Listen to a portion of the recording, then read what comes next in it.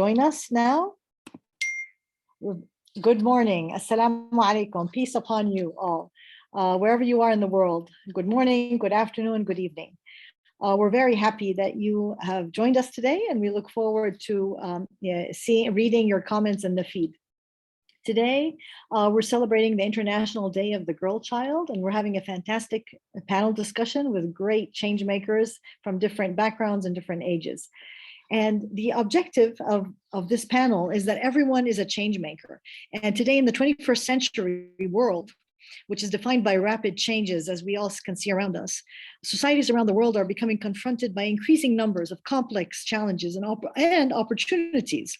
If solutions are to outpace the problems in this world, it will require effective collaborations between people, as well as the ability to organize into fluid teams so that every player is set up to become a contributor and a leader and a change maker. Impactful collaboration in such a world is only possible with empathy. We need empathy, the ability to understand and respond to the feelings of others. In a change maker's world, empathy becomes as fundamental as reading and writing and math. And this creates a new social imperative for societies worldwide to ensure that every child fully develops into their own innate capacity for empathy. So this panel today is going to talk about sharing stories of how role models and community networks helped each change maker lead from a young age.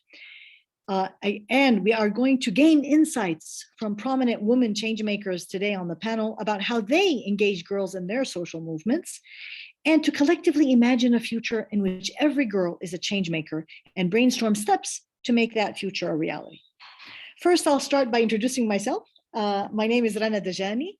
I do 5 things in my life. I'm a mother, I'm an educator, I'm a professor of molecular biology, a scientist, and I'm a social entrepreneur. I founded We Love Reading and an Ashoka Fellow, and I'm a defender of human rights. But I'm very excited to introduce our panelists. We have with us 4 people. 2 have joined, and we hope that the other 2 will join soon. Our first panelist is Alexandra, who is an Ashoka Fellow and founder of Girl Move Academy, which is a movement to empower a new generation of young leaders in Mozambique. Our second panelist is Priya Sawara, who's also Ashoka Young Changemaker, who founded Bihar Youth for Child Rights to promote child rights in the Indian state of Bihar, both on and offline. We have 2 other speakers who we hope will join us, Maliha Abidi and Regina Honu. So we will wait for them to come. But meanwhile, we will start our discussion and get the ball rolling with a number of questions. So the format will be having a conversation, asking a number of questions, and learning from our fantastic panelists and their experience of how they are changing the world.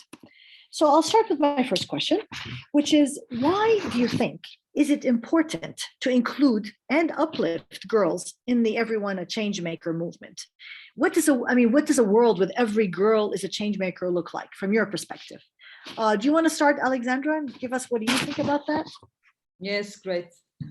First of all, thank you for inviting me to share this with this panel. I really think it's important to create this sharing experiences with different corners of the world and work together. So to answer your question, I would say that mainly 2 reasons of why it is important to celebrate also this day, the Girls' International Day.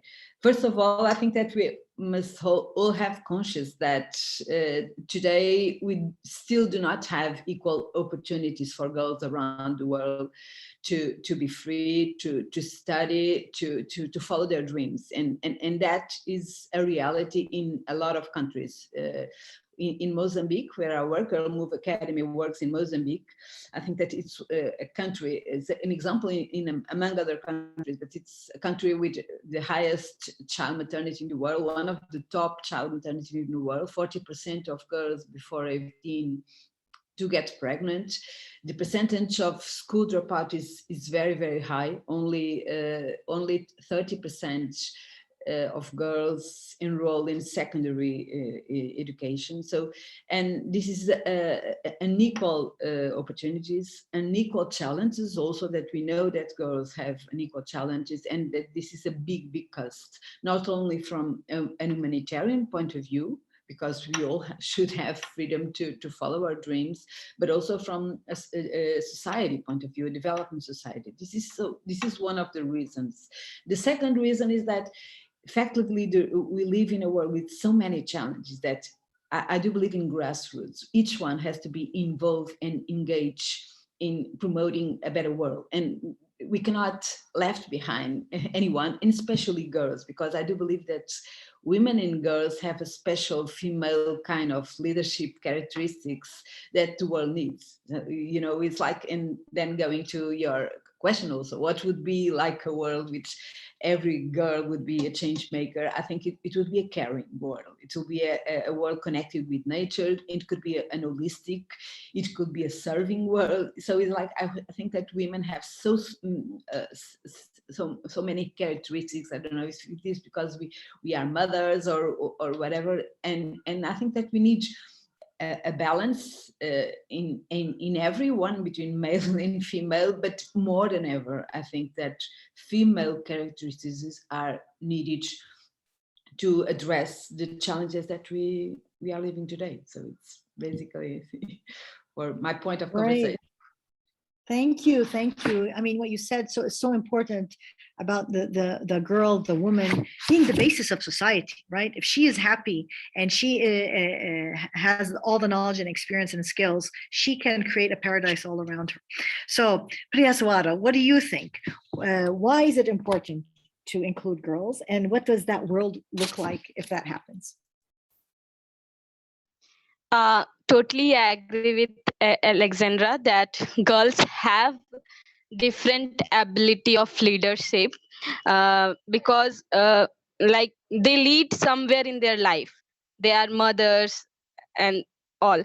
I will like to share an story. Yesterday was World Mental Health Day, and I was attending a webinar, and in that webinar there is a girl named Prabha. She is also from my city, Patna. She shared that in her family, parents discriminate with son and daughter.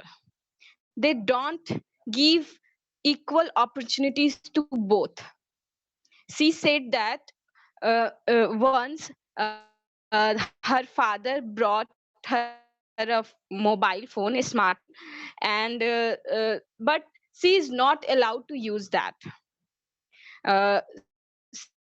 She fight for using mobile phone father. In fight, by mistake, the phone slapped. When father came back, father only scored her, only threatened, and only the father only blamed the girl for the for the uh, broke of mobile phone. She said due to this there is a environment of tension in her family, and she have one brother and one little girl also, sister. Here, when she told her mother, why not her mother interrupt when her father only give opportunity or love to her brother. Her mother said that um, if she will interrupt, maybe her father will left them. Maybe her father will leave them. They have no option where they will go. After this, she was so depressed, and she said she wanted mm, to go somewhere or run away from home or do something like suicide. With the help of a teacher, where he shared her story that this is the situation of his home, and she is fed off because her father, all the time her father used to beat her and support her brother only.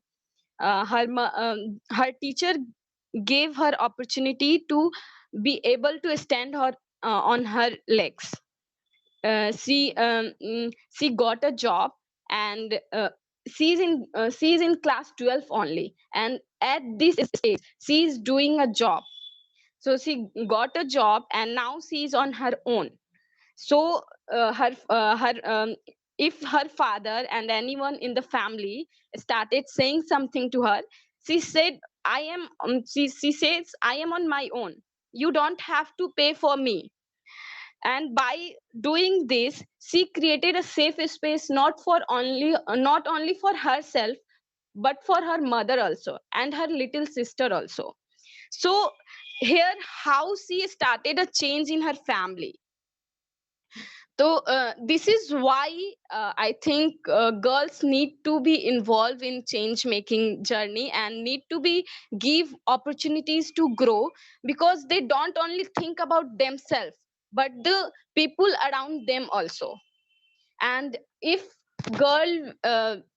if a girl will grow, I think the world will be a better place, a balanced place where both the genders, whether a male or female, have equal opportunity to live a wonderful life. Whole in one word, a whole world will be better place to live and balanced Thank, place. Yes. yeah, thank you so much for sharing that story, because actually that showcases what's happening around the world in a snapshot, in different communities and societies across the world, in both developed and developing countries at different levels. But it exists because the society, the human society, unfortunately, is a patriarchal society, and we need to, right, we need to give freedom and trust girls, because like you said, they will create a more balanced and free society, taking care of every person and all kinds of diversity. Thank you for sharing that. And that leads me, and we're going to, go around to a number of issues, but that leads me directly actually to one of the questions, which is, what do you think are the micro and the macro issues that must be tackled in order to break down these barriers that face girls to become change makers? You mentioned some of them, Priya Swara, which is economic empowerment, right? When she had a job, she could stand up and say, I don't need you. And then people will listen to her. So I don't know if you want to elaborate on that, Priya Swara, about are there other barriers that you think we should overcome, whether small or large? And then I'll go back to you, Alexandra. But please, Prisiwara, continue this storyline. Yes. I will like to elaborate it. As you said, the problems are everywhere. The first thing that every girl face is support from her family. Because if she will not get out, if she will not get support from her family, how can she grow? So the first barrier is family support. Second support is from society. Well, if family supports, society will automatically automatically started supporting. uh, but first backup is family. If family is not supporting, then there is, I think there is so much discrimination about gender. I think every girl needs equal opportunity for growing, for education, for using devices. Like due to COVID-19, there is digital dividend. Like you all have already heard that girls, especially in my city, girls have issues with using a smartphone. In their family, there is only one or two phones which are allowed to parents or the boy. Boy use frequently, but girls don't use it. So digitally connecting girls and mm, the main, I think the main obstacle here is equal opportunity for education, for job, for participation, for involving them, and for and exploring them. They have they want, girls want to do so many things. For example, in my initiative, there is more girls than boys, and also girls are active more than boys, but they have issues that their parents don't allow after 6 p.m. They have traveling issues. their parents don't leave them alone to travel, such kind of things, but they are active more than boys. Great, thank you. I mean, you're talking about these different challenges that face girls to become change makers. I want to add to that is trusting them, right? When you trust, the family has to trust the girls to give them access. Sometimes it's an issue of trust, and that leads me to the next question, which I'll shift to Alexandra. How do you overcome these barriers, right? What are the entry points? What's the strategy to do that? Because we're talking about families in cultures that is very, as you said earlier, grassroots. So you're not from Mozambique, yet your movement is in Mozambique. So how do you help the learn from them and support them in their initiatives to overcome those barriers that Priya Swara talked about? I think that I would like to add also an additional angle that Priya said. I think that obviously in terms of we have a lot to do in terms of micro terms to develop a balanced world, equal opportunities. Obviously that also we have to count with families to support girls, but a lot of the times girls do not believe in themselves, do not trust in themselves, and do not step ahead. So sometimes we have cases that girls want and you just need families. Other cases, I think that there's a traditional, what we have identified in a lot of many years working in Mozambique, that child marriage exists because girls usually follow the path of their mother, their grandmother. So they follow their example, okay? So most of the times girls are not, do not feel confident enough to fight for their own interests, to fight to be a change maker in the society, because they are used that your opinion does not value. You should not study. So there's so many pressures, so many challenges to girls' lives that most of the time they step ahead. And I think that we all have to have created macro conditions and teachers and schools but if we do not work in the grassroots, in the girls itself, does not work. So what we have been doing in Mozambique is like a kind of circles of mentorship, and we connect different ages, intergenerational sisterhood circles, which means that girls connect with different ages that and work together in their own issues. And sometimes girls that are in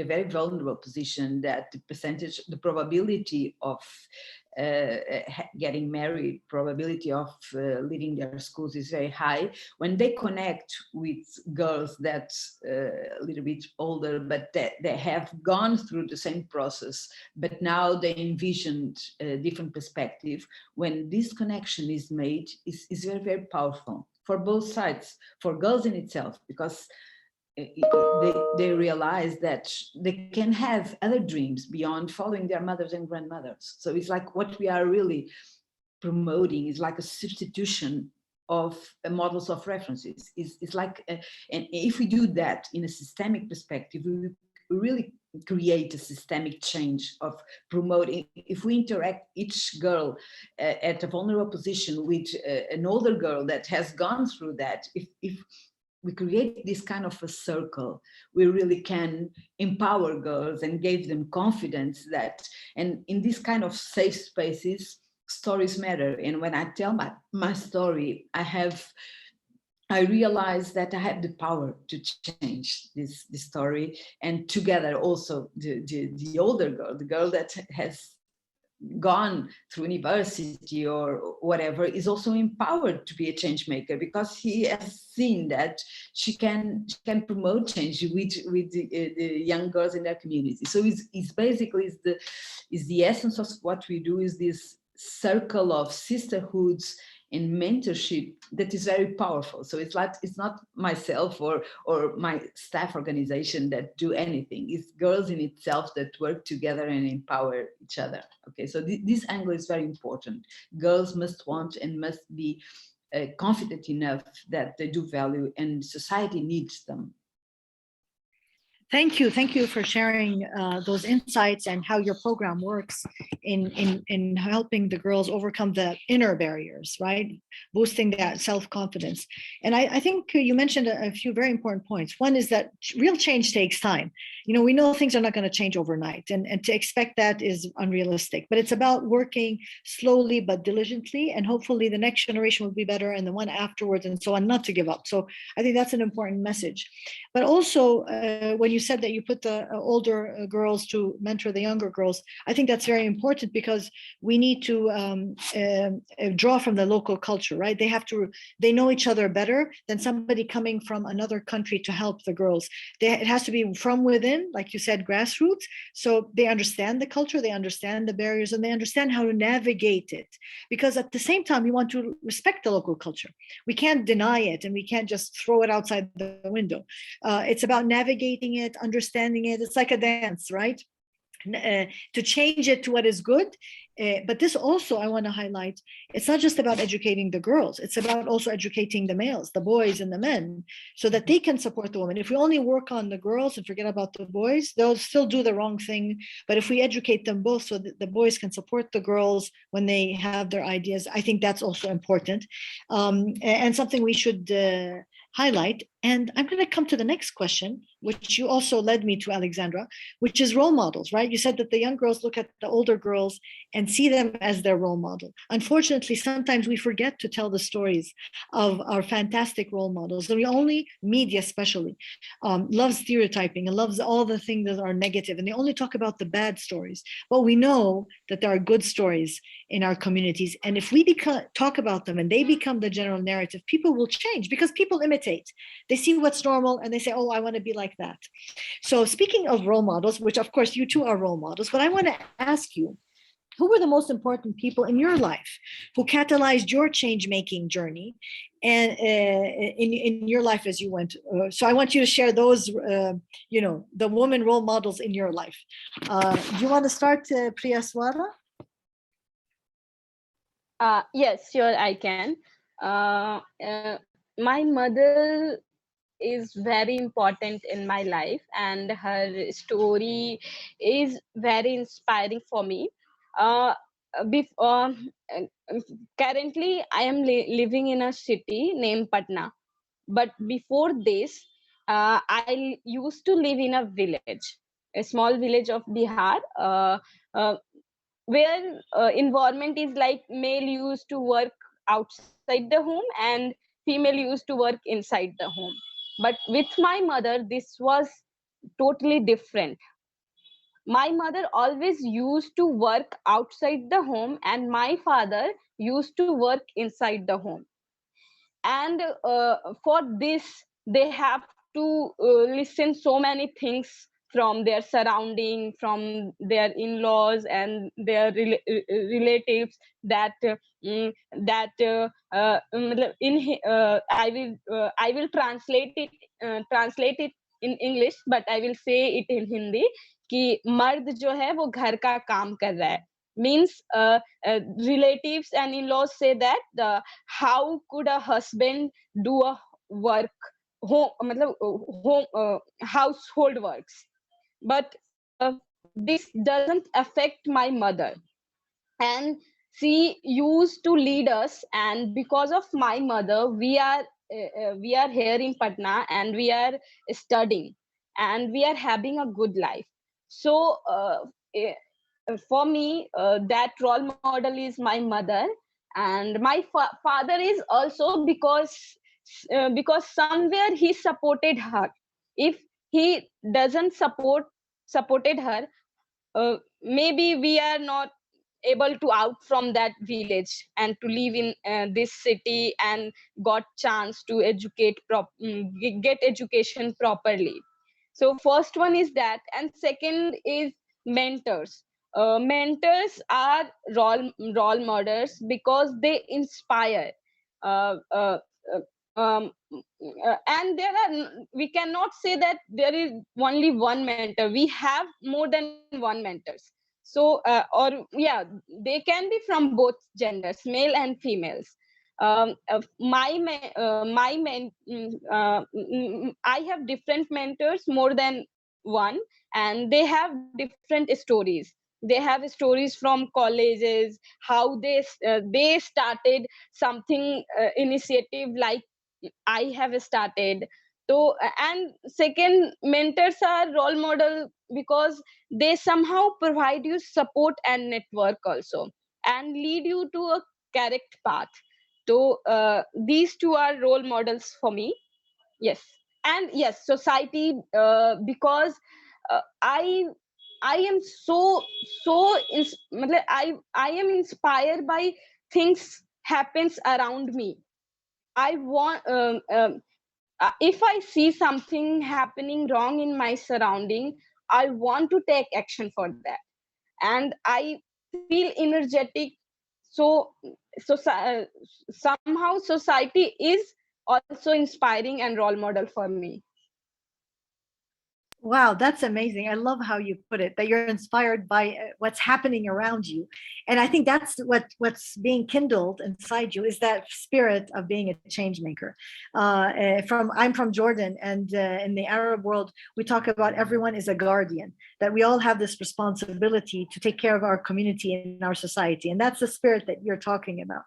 And you also mentioned the males in your family who were role models. And I think, again, we talk about celebrating role models that are local and that are women, but we need to also celebrate local role models who are men, who have changed how and gone against the current, so that they become highlighted and people can say, oh wait, he did that, then it's okay if I do that, right? Or a woman can point to, look at Priya Suara's father, what he did. And so we need also more positive role model stories about local men and local women. And we want them to become our celebrities. These are celebrities. So we need to change, what does a celebrity mean? And it should be people, and they don't have to be people who are making big waves of change. It could be little pieces of change. It could be, like you said, a girl who was able to, have earned her independence, have her phone, support her mom. It doesn't have to be big. It can be small, and that is enough. So over to you, Alexandra. Share with us who was the woman role models in your life, and who inspired you and catalyzed you to become a change maker. So two things. I think there's, I cannot say one, because there are a lot of, I'm inspired by women that have the courage to step ahead and to fight for the common good independently and coping with their own vulnerability and their own life. And I met a lot, fortunately, of women that inspire me. And I think that most important is, like, I have always had different communities in my life. I am a woman of faith, and either it is faith, either it is in sports, identity, and this kind of communities, and living the communities and doing things with communities is what gives me energized. So, reality for me transforms. So it's like, it's a kind of living in tribes and working with different tribes. And in this kind of different tribes and living experiences and gaining empathy by each other, for me, is what it counts most in my transformation, in my willing also of becoming change maker. So I still live in a society that my parents have been fundamentally in my education, but I cannot say that is my mother my role model. Yes, I admire her. She always incentivized me in a lot of things to being caring of creating my family. But my mother comes from a world also that women has to be at home taking care of their family. And I always, my generation, so it's like we still have in the Occidental world a lot of people, that the percentage of people, of women that sit at the table and are leaders in organizations is very, very low. And it's still not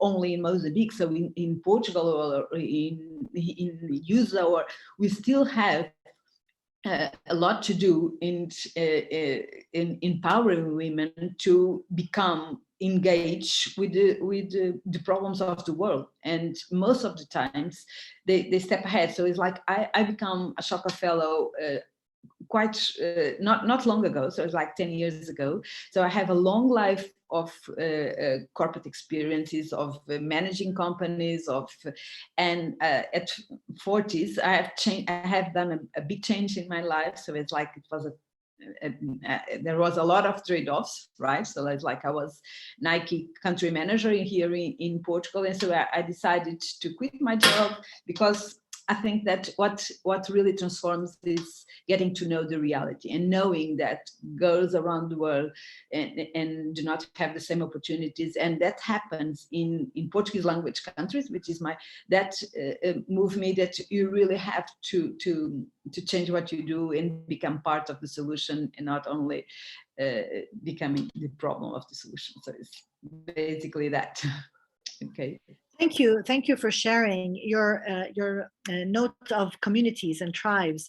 Leads me to the question of networks, right? Because what is a network? It's a kind of tribe, a kind of community where people come together because they have a common goal or objective, or they have the same mindset and they want to make a difference in the world or something that they're all interested.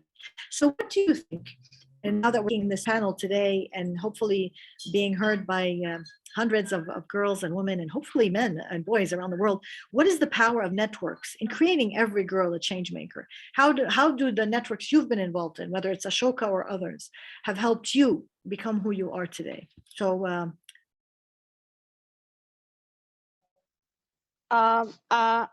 yes, I network nowadays we build network through different ways.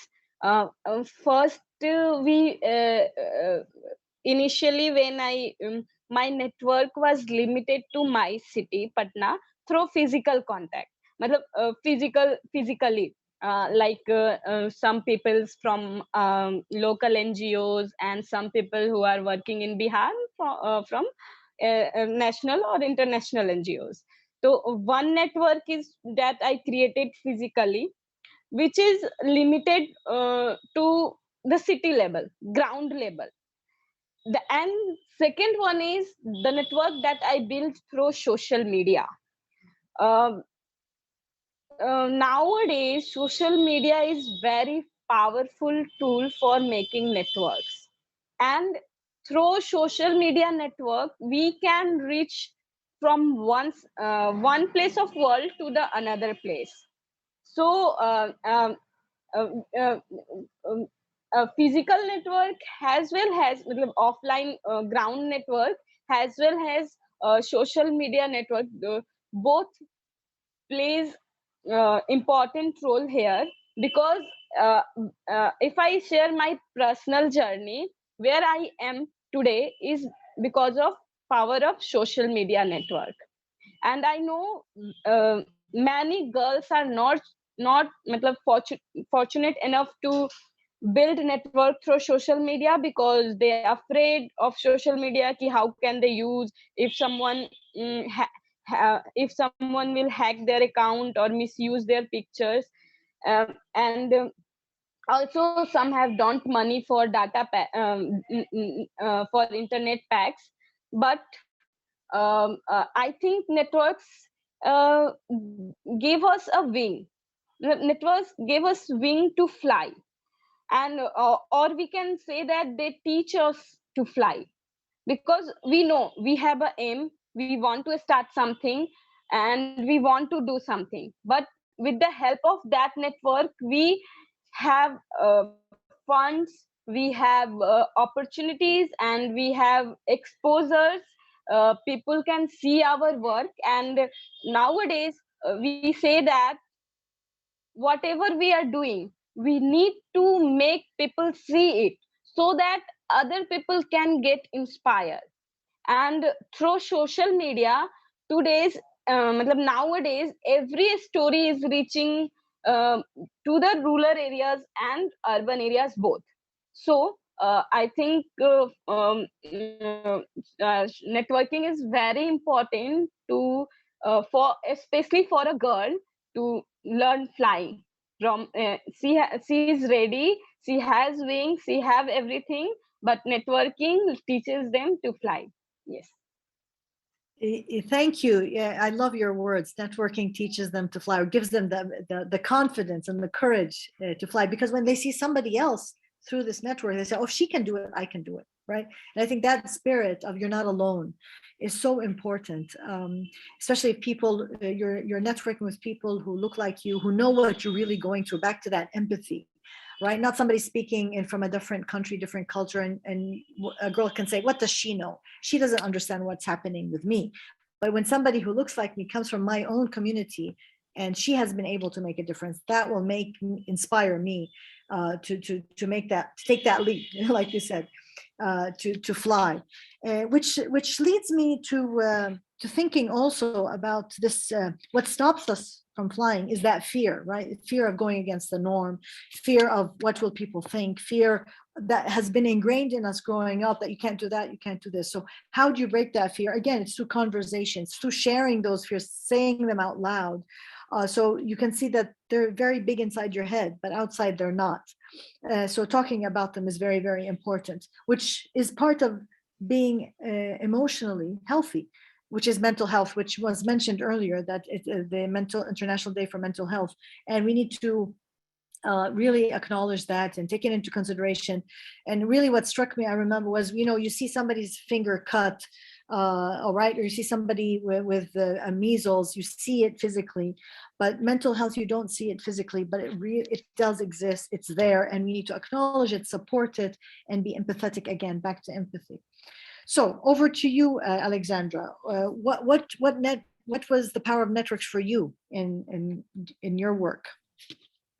Well, I think network is not only important, but I think it's, for me, the key. It's like what I said also about the tribes, is like it's the power. If you engage, you have to connect. Connections are absolutely critical in our own developing and the developing of the world that we want to connect. And of course, I think that social media is important, and to have, especially to a little bit have a broader view of what is happening in the world, connecting with different cultures, connecting with different, being inspired. But I think that being engaged in our own community is also very, very important. So it's like, so I advise to girls that may be listening to the program, is like to connect with, to understand exactly what is your small ecosystem, and try to developing small tribes and connect with these small tribes, because I think that is the thing.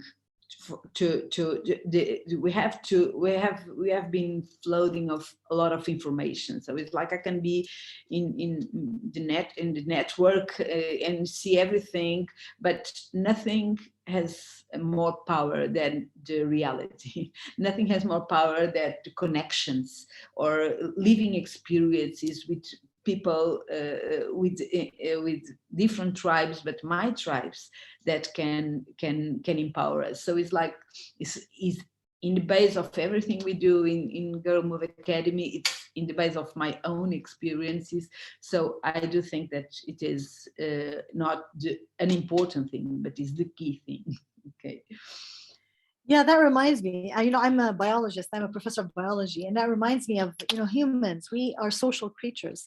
We evolved, we survived because we talk to each other, we communicate, and that's how we support each other. And add to that, we also survived because we are storytellers. We tell our stories, and stories are so powerful. We find them in all faiths, right? And that's how we learn, rather than somebody telling us, do this, don't do that. But when we hear a story, we cry, we laugh, and we get inspired from the inside. So storytelling is so important. And here I urge everybody to write their story. You should write your stories, Alexandra and Priyaswada, and everybody who's listening. Every person has a unique perspective on life, and they have a unique DNA like no one else. So they should write their story and share it with the world, so that the world can be inspired, and the generations that come can read about you. We owe it to them as well as we owe it to ourselves. to do that. So as we are, trying to go ahead in the progression of this panel discussion, to ask you what advice, like what recommendations you have, what advice you have from your personal experience, from your work experience, your experience with all these wonderful and amazing girls and women in your work, on how can institutions like schools, family as an institution, sport teams, government, or just your local neighborhood, encourage girls to be leaders, movers, shakers, or change makers, even at the level of their self. So we'd like to hear from you. Priyaswara. I would like to say one word for this. I think the whole ecosystem needs to be women friendly, and I will elaborate on it. That by saying women friendly, I mean that that place, that school, that institution needs to be place where a girl can feel safe, not judged, and secure. Also secure in sense of good touch, bad touch, physically or every from every perspective. And then there should be no discrimination, and there is no underestimation of their capability. Generally people underestimate power of girls. So I think they need to take seriously that girls have capacity for taking responsibilities, for leading any project or any other thing. And yes, or equal opportunity for everything, for education, for growing, for exploration. People cannot say that because you are girl you cannot do this project, because you are a girl you cannot go, because your family will not allow to travel you. So I think by saying the word women friendly, it include everything in it. So the whole system needs to be women friendly, so that we can build a, a world in future where we have a balance. Yes. Thank you. Yeah, woman friendly. I've also heard another term called gender by design. So everything should include that in the design, whether the structure of the building, to the policies and regulations, to the timekeeping, to everything. That this should be a lens that is built around everything, as you said, Priyaswara. Following up on your point, in order to make that happen as a reality, we need policies and regulations to be put forth. So because people may not know, they may be ignorant, or they may not be ignorant. But when you have a policy or a regulation, if they're ignorant, there's no excuse. And if they're not ignorant, they can't do it because there's a policy. However, to put in policy, what you don't know, you don't know. So unless there are women who are writing the policies, making it aware that we need something, like sanitary pads, or girls have a time in the month that they need something specific, or a woman is pregnant. These things, if women are not on boards and policy regulatory bodies, nobody will think of adding them. And I think, therefore, this is another recommendation that we should keep into consideration and advocate for. But I also want to highlight that doesn't mean that we are advocating that every woman should go and work and be part of government. What I believe is that we should encourage women to find their passion, and girls, and educate them, and then trust them in whatever path they go. So if a woman wants to take care of her children for the first few years of her life, that's, in her 20s, when it's prime time for her childbearing years, that's fine. And if she changes her mind and wants to go and become a teacher, a doctor, or a CEO, that's fine too. Or like you, Alexandra, you want to retire and then go do something else to make something good in the community. Society should trust women because they know better what's best, not just for themselves, but they're for a family and their community. So to you, Alexandra, what is your advice?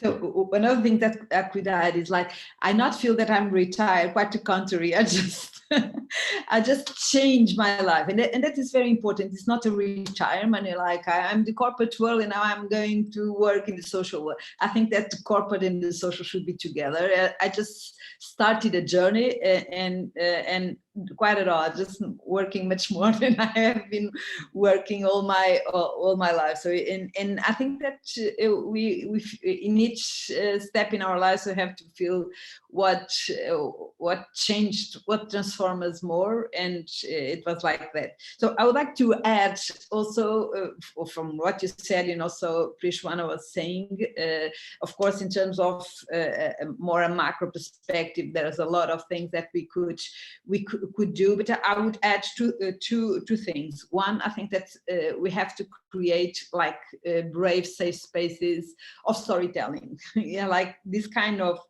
spaces within schools have to be, and you have to understand, of course, the culture to understand what kind of safe spaces, if it's boys and girls, or if it's just girls. Well, in my communities that I have been working in Mozambique, it's very important to have for girls to understand that they can help each other to fight against the norms, because the norms is that girls should stay at home. So it's important to have these brave safe spaces for them, and to create and schools and the education policy have to understand that sometimes this is not organic, just girls just find their own safe spaces and that's all. No, we have to create conditions for girls to have possibility of developing themselves in these brave safe spaces where they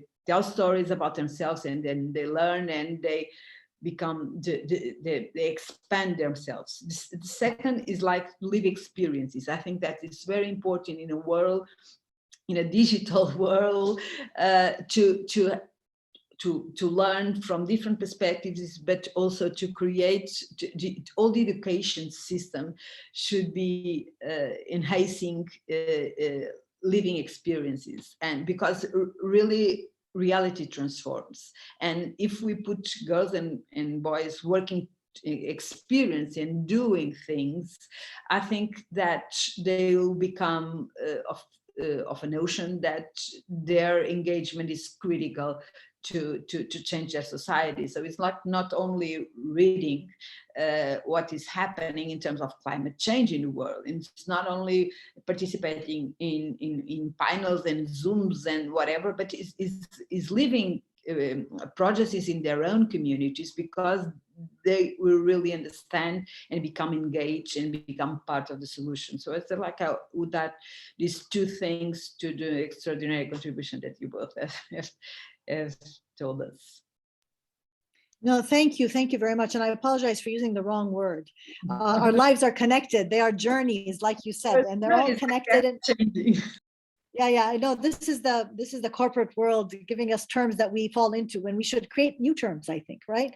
To describe this new world that we're imagining, that is more organic and more holistic, in the sense that not just women, even men, that we can be dynamic. Yeah, today my priorities are like this. In a few years, my priorities are different, and I just weave myself through where I think is the right place for me, where I'm more satisfied and I'm making an impact on the world. So thank you for telling me about that and reminding me about that.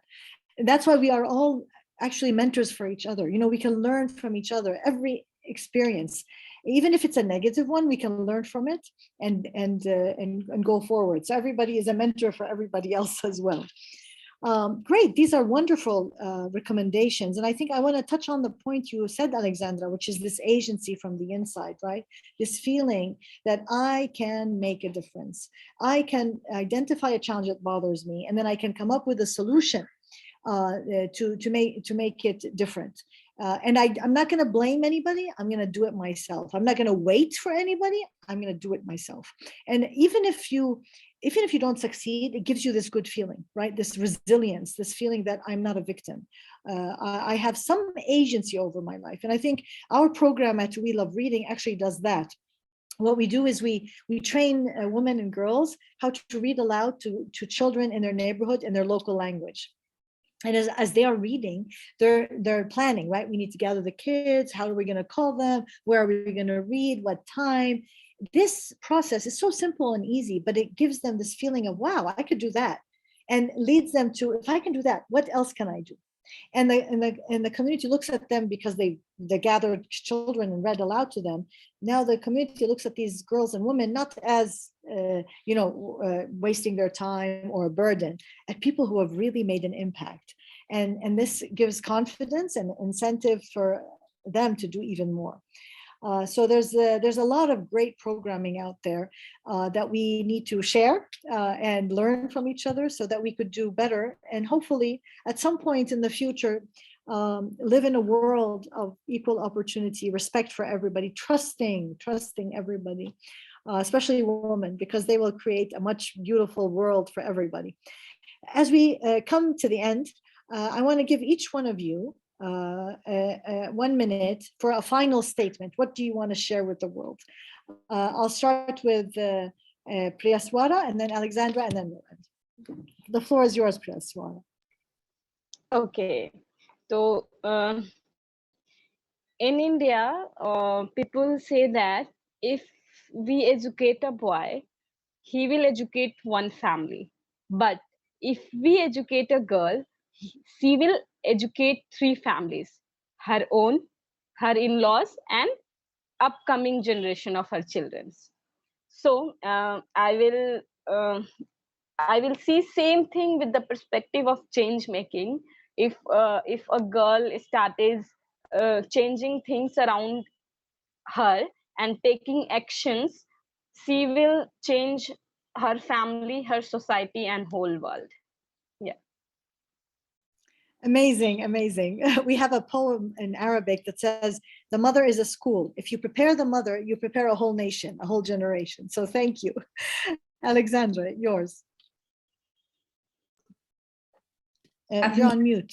Yeah, that you're listening. I think that sentence is inspiring us all, but I will take my 1 minute to more or a call to action. I think that we have to develop communities of practices. I think that we have to connect each other. So it's like, I would love that everyone that is listening in the Facebook or to connect with me, with Prashwana, with Rana, and work together, and what we are learning, what we are doing, and what can we exchange experiences, because only that we will create systemic change. So it's like, it's more a call to action, that because your sentence, it's particularly what I believe and inspire, but how we do is connecting, is creating communities of practices. So I challenge you all to do that.